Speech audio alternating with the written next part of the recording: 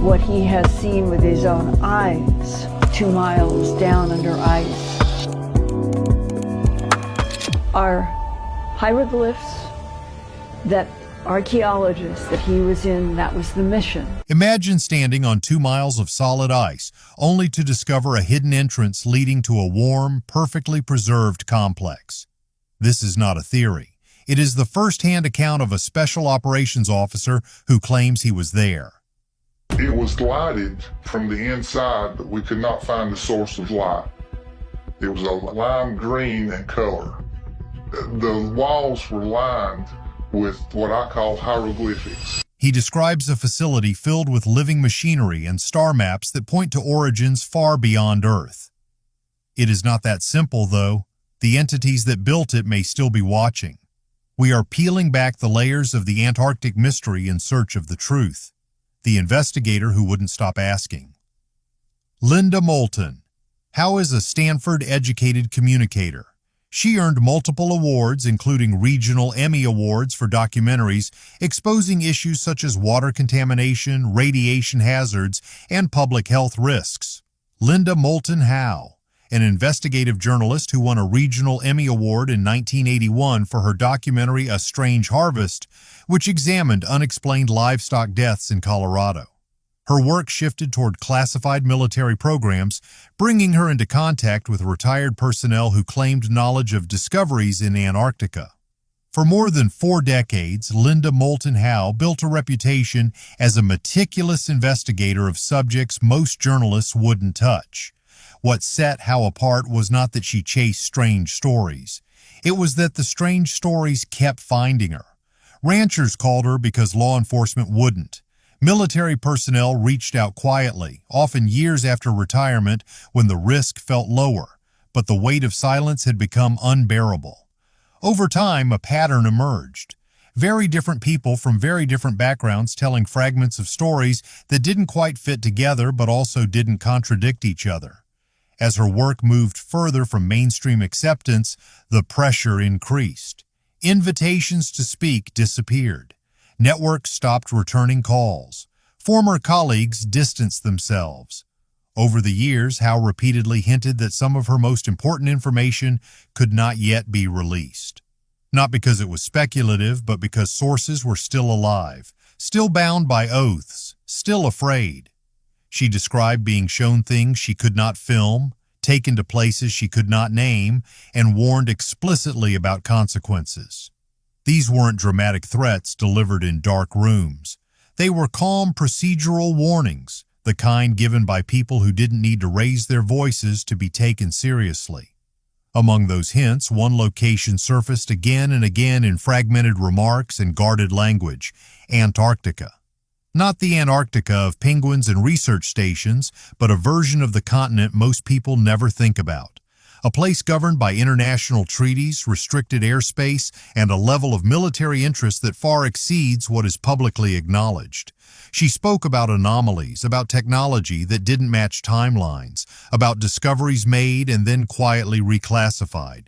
She pointed out how little independent access exists to the continent, how every expedition is monitored, how satellite imagery is selectively blurred or delayed, how pilots, engineers, and contractors described being diverted from flight paths or instructed not to ask questions about what they saw below. Individually, these details sounded mundane. Together, they formed something unsettling, the briefing that was never meant for the public. According to Howe, the Antarctica information did not come from rumor or speculation, but from individuals with direct access to classified operations.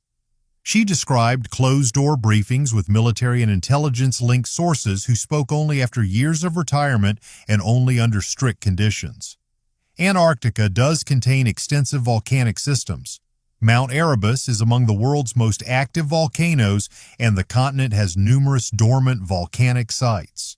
Basalt is volcanic rock, which makes the claimed material geologically plausible in certain Antarctic regions. No recordings, no names, no dates, just testimony. Some military personnel have shared detailed stories about what they say they found so far beneath the ice. One of them confirmed to journalist Linda Moulton Howe. According to these accounts, they entered giant underground rooms carved into hard black basalt rock. Each room was said to be about 9 acres in size, large enough to walk across for 15 minutes straight. The ceilings were nearly 80 feet high, and yet there were no support columns holding them up. Even stranger, the temperature inside these huge spaces stayed steady between 68 degrees Fahrenheit and 72 degrees Fahrenheit, warm enough to be comfortable. Light seemed to follow people as they moved, but no lamps, bulbs, or panels were visible anywhere. The entire environment acted as if it was controlled by some hidden system. The walls inside these massive rooms were covered with thousands of strange symbols.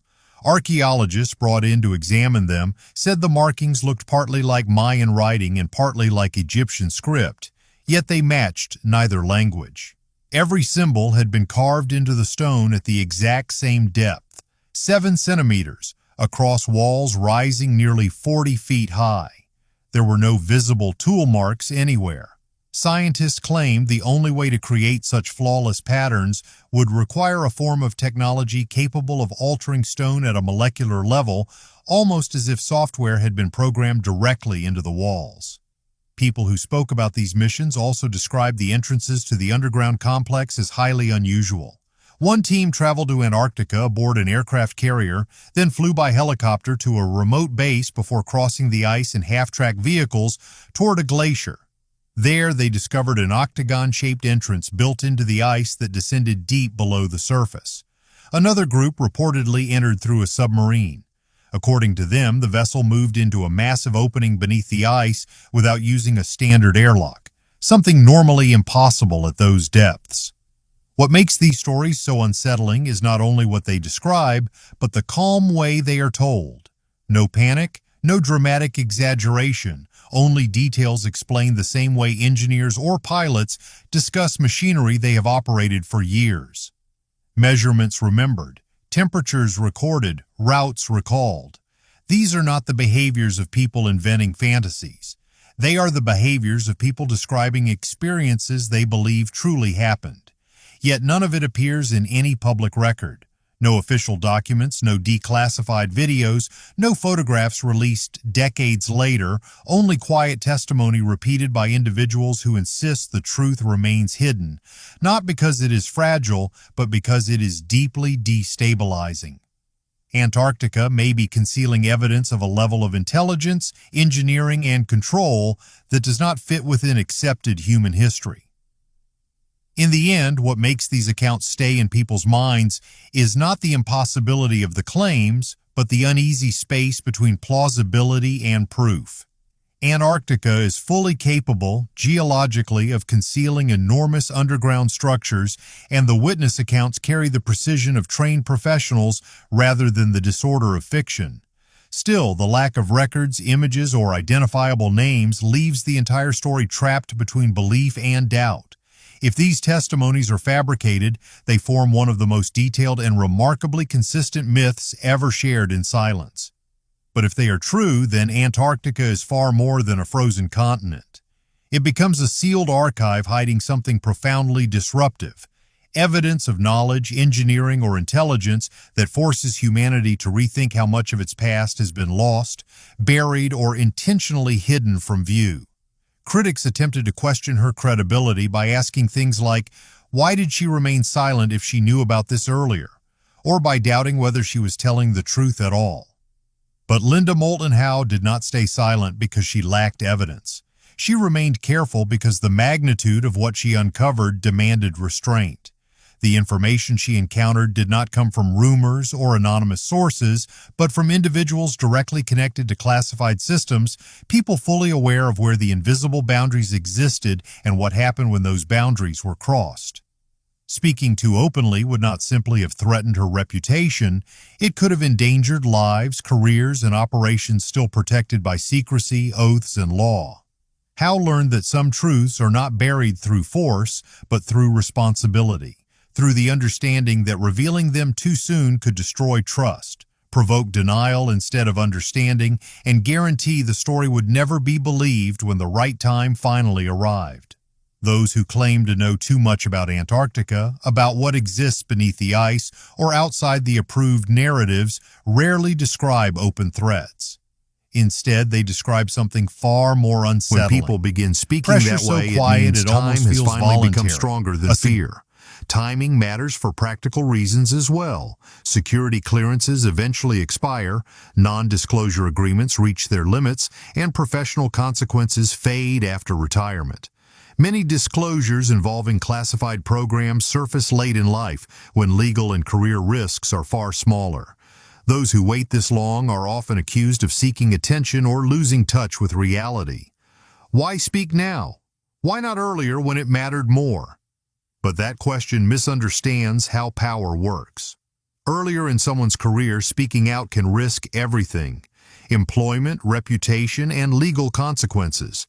Later, those risks become weaker and the psychological balance changes when a person has far less left to lose. As time passes, the balance begins to shift. Retirement, aging, or changes in personal circumstances weaken the pressures that once kept people silent. For many of them, speaking before death becomes a form of responsibility, preserving their observations accurately, recording what they witnessed while their memories remain clear, and making sure the information is not lost forever. Even then, Antarctica remains mostly unreachable. The ice still conceals whatever exists beneath it, and direct verification is extremely limited. The accounts shared by those claiming to have seen unusual things remain largely unconfirmed. Speaking out is one thing, proving it is something entirely different. Still, the consistency of these stories, combined with the fact that huge regions of Antarctica remain difficult to explore, leaves open the possibility that discoveries are still waiting beneath the surface. In that sense, timing becomes not only personal but practical. Information shared today can still be documented, questioned, and examined, even if physical access remains restricted. And there is another reason why timing suddenly matters. The world itself is changing. Ice is melting. Satellites can see more than ever before. Independent researchers now possess tools that were once available only to governments. What was once easy to contain is slowly becoming visible.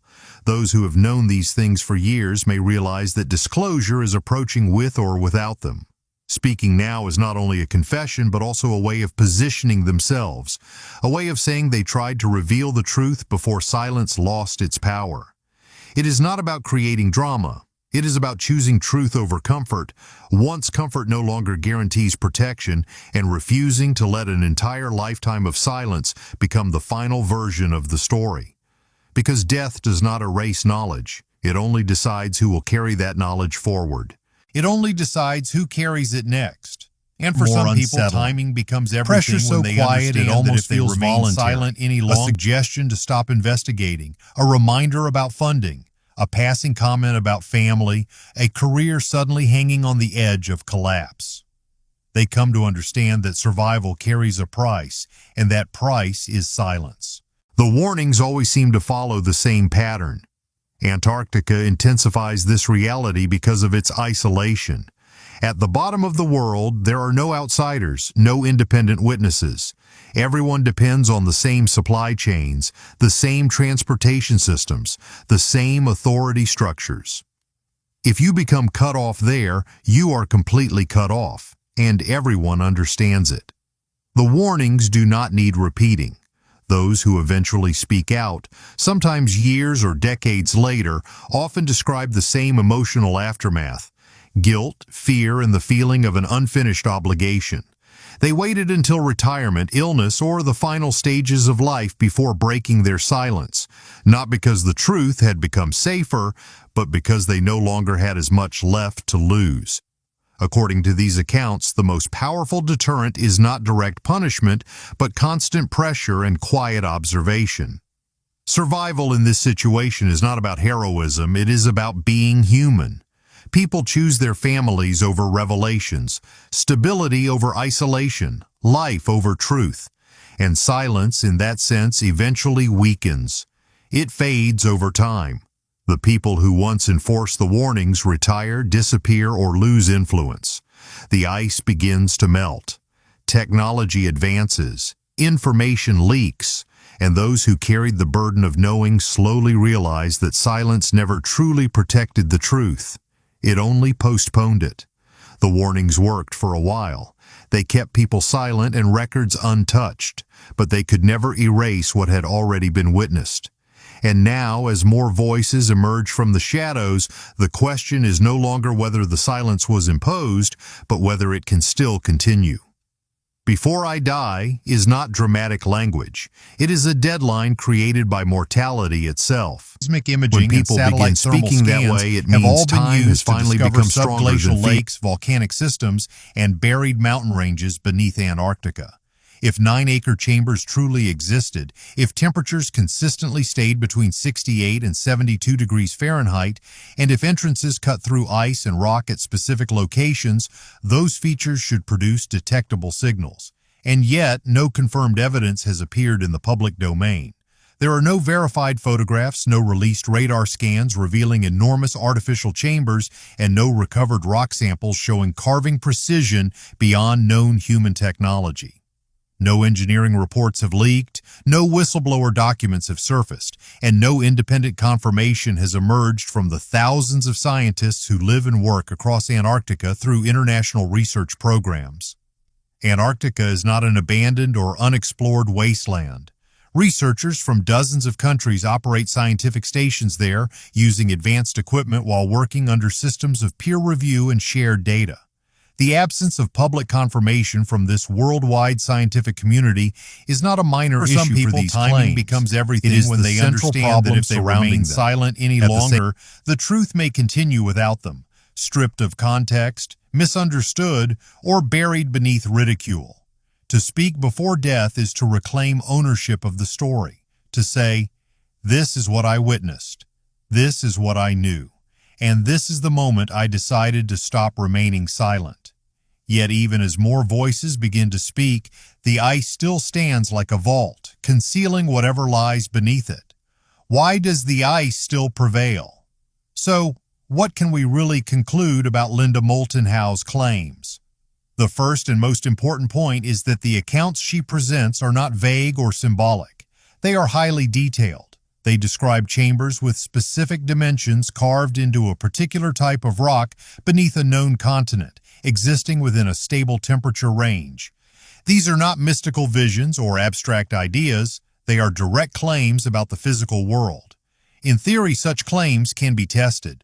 Modern science already has the technology capable of detecting underground voids, unusual heat signatures, and hidden geological formations. Ground-penetrating radar, ice-penetrating radar, seismic imaging, and satellite thermal scans have all been used to discover subglacial is not a minor issue for these claims. It is the central problem surrounding them.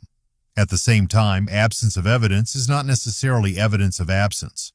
Governments have hidden major discoveries before, especially when they involved military strategy or technological advantage. Nuclear weapons research, stealth aircraft programs, and satellite surveillance technologies all remain classified for years despite leaving massive physical traces. Antarctica itself carries a history of secrecy, particularly during the Cold War when military operations quietly existed alongside scientific exploration. The lack of public proof does not automatically disprove Howe's testimony, but it does place the claims outside the boundaries of verifiable knowledge. This is where the story remains suspended.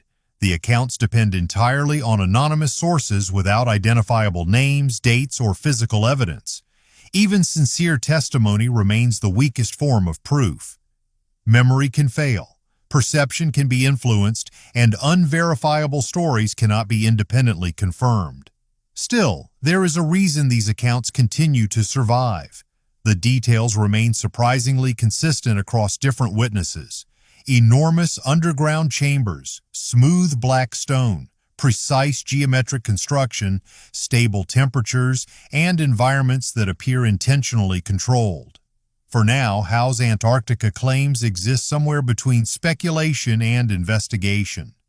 They challenge official silence, encourage scrutiny, and suggest the possibility of hidden structures, but without publicly available evidence, they remain unproven. They are neither confirmation of a hidden truth nor claims that have been fully disproven. The most responsible conclusion, therefore, is a cautious one.